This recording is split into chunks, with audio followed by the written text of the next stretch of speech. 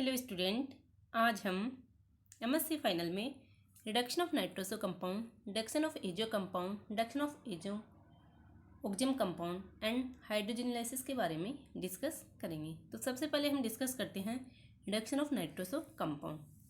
Like nitro compound की तरह nitroso compound भी इजीली रिड्यूस हो जाते हैं और क्रॉसपोंडिंग एमिन्स देते हैं।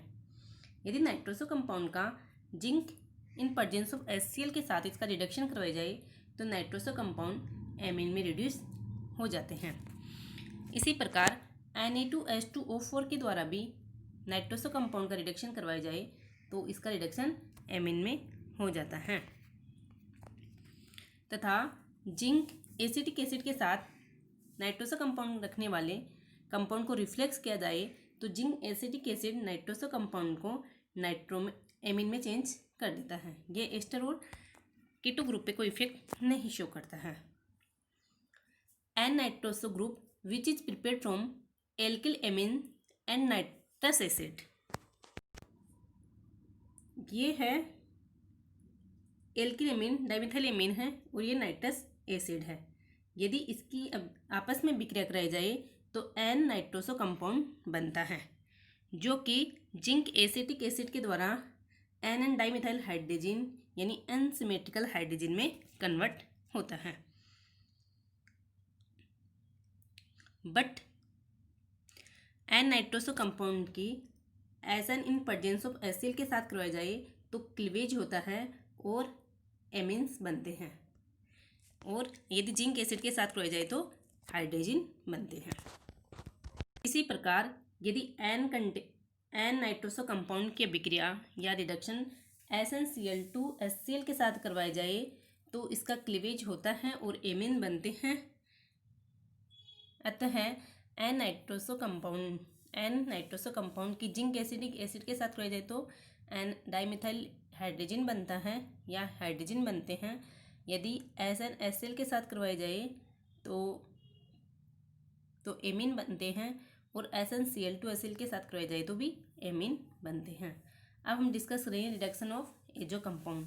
एजो कंपाउंड भी इजीली रिड्यूस हो जाते हैं और हाइड्रोजो कंपाउंड बनाते हैं। इसका रिडक्शन होकर ये कंपाउंड बनता है जो कि सोडियम NaOH और CH3OH के साथ अभिक्रिया के द्वारा बनता है। अब हम डिस्कस करेंगे रिडक्शन ऑफ ऑक्जिम। ऑक्जिम का रिडक्शन मेटल हाइड्राइड के द्वारा होता है मेनली।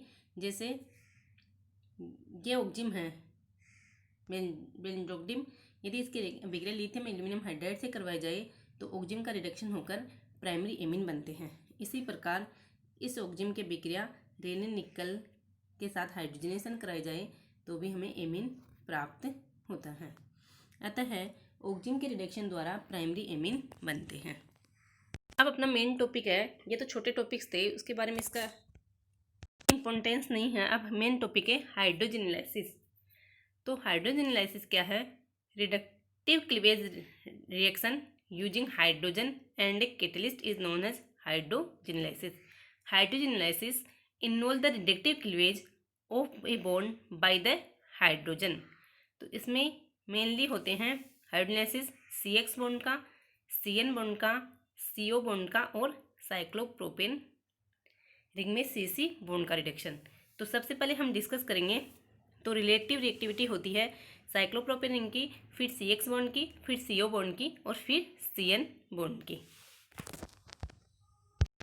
तो सबसे पहले डिस्कशन है कि हाइड्रोजनलाइसिस ऑफ एमीन यानी CN बॉन्ड का रिडक्शन ऑफ CN बॉन्ड। तो इसमें क्या है कि 3 degree amine are easily hydrogenolysed than 2 degree and 1 degree amine. So order of reactivity 3 degree 2 degree and 1 degree होता है। और इसमें क्या है, benzyl group can be used as protecting group for amines and deprotection can be achieved by hydrogenolysis. और इसके लिए reagent palladium carbon hydrogenation कराया जाएगा पैलेडियम कार्बन के द्वारा। जैसे ये कंपाउंड है इसका अपन हाइड्रोलाइसिस करवाए पैलेडियम कार्बन के द्वारा तो यहाँ से ये बॉन्ड क्लीवेज होता है और इससे CN बॉन्ड का रिडक्शन होता है। जिसमें benzyl group can be used as protecting group for amines के लिए यूज होता है। Means benzyl group protecting group है तो यह स्थिर रहता है और ये ग्रुप वरी करता है। यदि पैलेडियम कार्बन का कराए तो यहाँ से रिडक्शन होगा और ये बन जाएगा और ये टोल्यूइन बन जाता है। तो इसमें मेन इंपॉर्टेंट बात है कि 3 डिग्री ऑर्डर ऑफ रिएक्टिविटी होता है 3 degree, 2 degree and 1 degree. And 3 degree amine is easily hydrogenised than 2 degree and 1 degree. Now discuss about hydrogenolysis of CO bond. तो CO बॉन्ड में हाइड्रोजनाइसिस होता है ईथर में CO बॉन्ड का, ester में CO bond का, उन कार्बोनेट्स में CO बॉन्ड का। तो सबसे पहले हम डिस्कस करते हैं हाइड्रोजनाइसिस ऑफ ईथर। हाइड्रोजनाइसिस ऑफ ईथर में मेन इंपॉर्टेंट बात है कि इसके लिए रिएजेंट पैलेडियम कार्बन के द्वारा हाइड्रोजनाइसिस करवाया जाता है और इसमें SN2 टाइप मैकेनिज्म होती है। यदि पॉसिबल होता है तो इन्वर्जन भी टेक प्लेस होता है। इसमें यह ग्रुप कांस्टेंट रहता है और ये ग्रुप वरी करता है। यदि इसका पैलेडियम कार्बन के द्वारा रिडक्शन करता है टोल्यूइन बनता है और मेथनॉल बनता है। इसी प्रकार इसका रिडक्शन करोगे तो यहाँ से रिडक्शन होगा, यहाँ हाइड्रोजन आ जाएगा, यहाँ हाइड्रोजन आ जाएगा और इस तरह है फिनॉल एंड टोल्यूइन बनता है। तो इसमें जो मैकेनिज्म होती है वह SN2 टाइप मैकेनिज्म होती है। तो सबसे पहले मेटल सरफेस पे हाइड्रोजन का एड्जॉर्प्शन होता है। हाइड्रोजन के एड्जॉर्प्शन के बाद में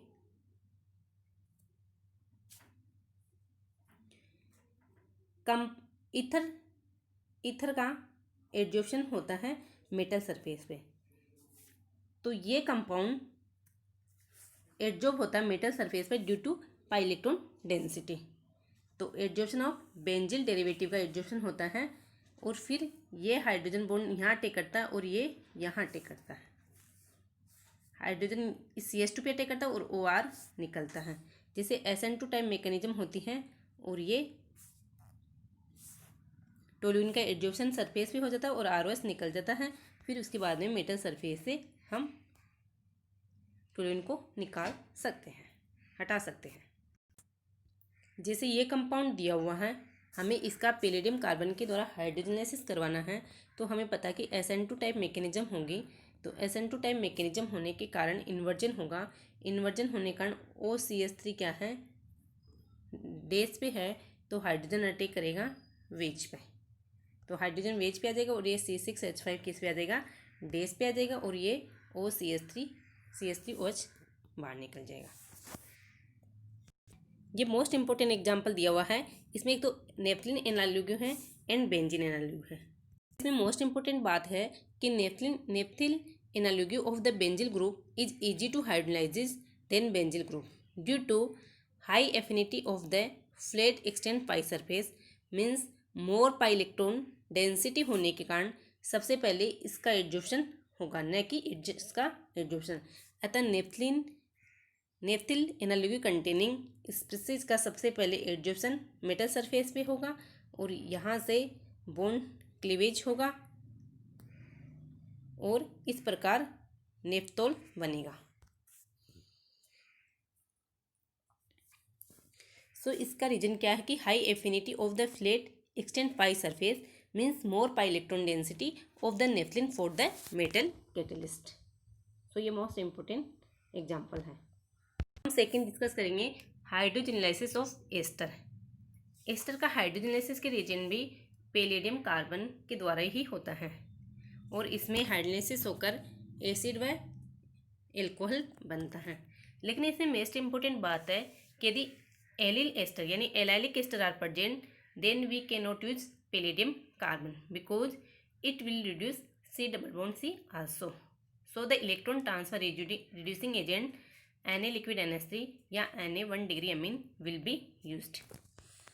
जैसे ये एलाइलिक एस्टर है, यदि इसका हम पैलेडियम कार्बन के द्वारा रिएक्शन करवाएंगे तो यहाँ से बॉन्ड क्लीवेज होगा, एसिड बनेगा और ब्यूटेन बनेगा।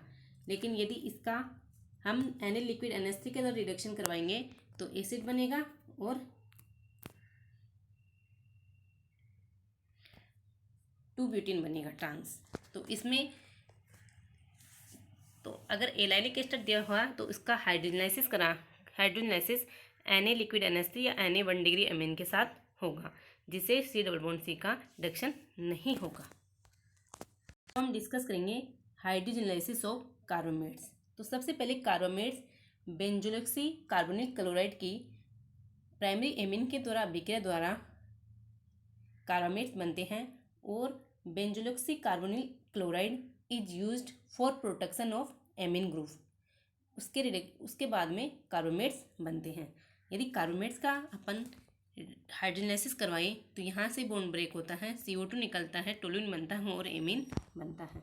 अतः बेंजोलॉक्सी कार्बोनिल कंपाउंड एमीन के प्रोटेक्शन के लिए यूज होता है। तो ये हमने डिस्कस किया हाइड्रोजनाइसिस ऑफ CO बॉन्ड, जो कि ईथर में, एस्टर में एंड कार्बोमेट्स में। अब हम डिस्कस करेंगे हाइड्रोजनाइसिस ऑफ CX बॉन्ड। तो CX बॉन्ड के लिए main the relative reactivity towards hydrogenolysis is CI bond का, फिर CBr, फिर CCl।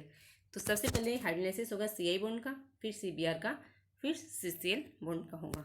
जैसे ये कंपाउंड दिया गया है, यदि इसका पैलेडियम कार्बन के द्वारा हाइड्रोजनाइसिस करवाया जाए तो Br का हाइड्रोजनाइसिस हो जाता है और ये BrH में कन्वर्ट हो जाता है। तो इसके लिए रिएजेंट यूज लिए जाते हैं palladium carbon, lithium aluminium hydride, sodium borohydride, selectride, zinc acetic acid, palladium BSO4, palladium calcium carbonate आदि के द्वारा इसका हाइड्रोजनाइसिस किया जा सकता है। इसमें ऑल टाइप्स ऑफ हेलाइड में भी रिड्यूस, जो sp2 होते हैं, sp3 होते हैं, सभी प्रकार के हेलाइड का रिडक्शन हो जाता है। जैसे ये कंपाउंड है, इसका पैलेडियम कार्बन के द्वारा हाइड्रोलाइसिस करवाया जाए तो CCl बॉन्ड का CH बॉन्ड में रिडक्शन हो जाता है।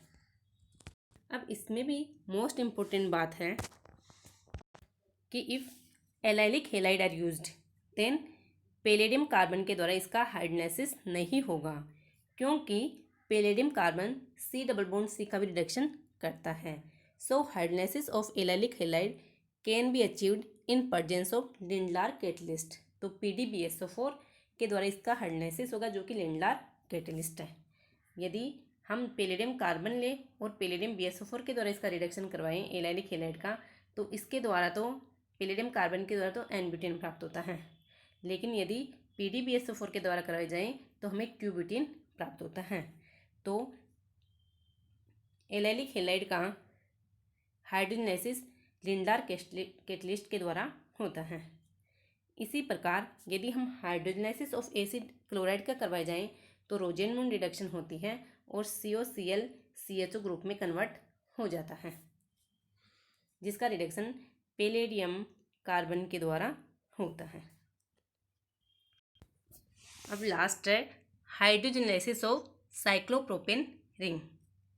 सबसे पहले साइक्लोप्रोपेन रिंग में partially pi character of carbon carbon bond होते हैं। So strictly less hindered carbon carbon bond of cyclopropane will be break. जैसे साइक्लोप्रोप में एक तो ये कार्बन कार्बन बॉन्ड है, ये तो दोनों सेम है, ये डिफरेंट है, तो इसमें इस पे हिंड्रेंस ज़्यादा है इन दोनों पे, तो ये लेस हिंड्रेड कार्बन कार्बन बॉन्ड का रिडक्शन होता है, क्योंकि इसमें partially double carbon carbon bond में पार्शली डबल बॉन्ड कैरेक्टर होते हैं। इसके लिए रिएजेंट पैलेडियम कार्बन ही लिया जाता है। मेन इसके लिए मेटल है प्लेटिनम के द्वारा इसका हाइड्रोलाइसिस कराया जाता है और जेम डाइमिथाइल ग्रुप बनता है। अतः palladium carbon in presence of acetic acid या प्लेटिनम इन एसिटिक एसिड के द्वारा इसका हाइड्रोलाइसिस करवाया जाए तो यहाँ से बॉन्ड क्लीव होता है और जेम डाइमिथाइल ग्रुप बनता है। और ये मोस्ट इम्पोर्टेंट है कि इसका platinum in presence of acetic acid के द्वारा हाइड्रोजनाइसिस कराया जाए तो यहाँ से बॉन्ड क्लीवेज होता है और जेम डाइमिथाइल ग्रुप बनता है।